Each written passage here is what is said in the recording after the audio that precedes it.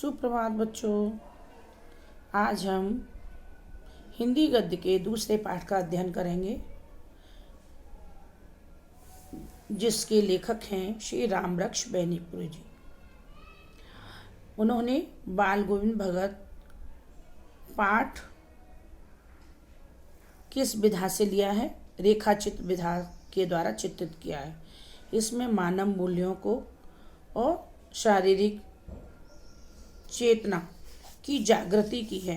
मानव के लिए उन्होंने सामाजिक जरूरियां हैं, विसंगतियां हैं, उसे दरकिनार करने के लिए कहा है।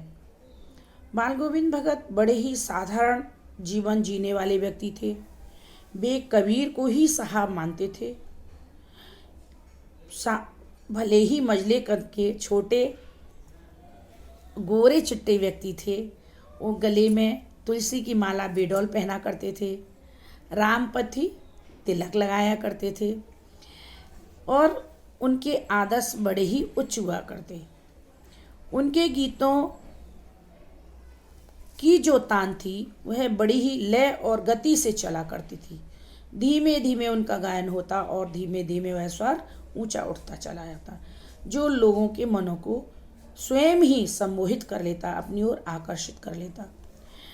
कबीरदास में श्रद्धा रखने के कारण वह सबसे पहले जो अपनी खेती में उनके मुँह होता, वह सबसे पहले वह कबीर के यहाँ देते, कबीरदास जी के यहाँ, और उनसे जो प्रसाद रूप में मिलता उसे ग्रह अपने परिवार में उसका लालन पालन करते।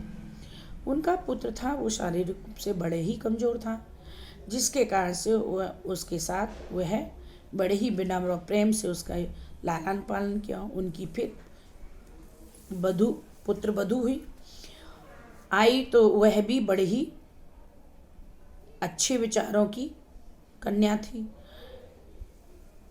कबीर पंथी होने के कारण से वह जब गायन करते, उनकी खंजरी में जो लय ताल थी, जिससे वो किसान खेतों में जो हल चलाते, हलवाए, उनकी हल अपने आप ही चलने लगते। स्त्रियों की काम करते समय खेतों में उंगलियां थिरकने लगती, बाल गोपाल नाचने लगते। इस प्रकार से उनके नाच गाने में लोग झूमने और खुशियां मनाने लगते थे।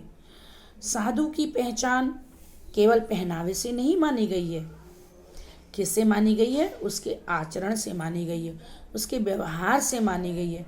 यदि व्यक्ति का व्यवहार अच्छा होगा तो वह साधु कहलाएगा। इस पाठ के अंतर्गत एक मोह और प्रेम का अंतर भी उन्होंने सिद्ध किया है कि मोह उन्हें किससे था? पुत्र से। तो पुत्र से मोह इस कारण नहीं था, वह सारी दृष्टि से था, इसलिए, है ना।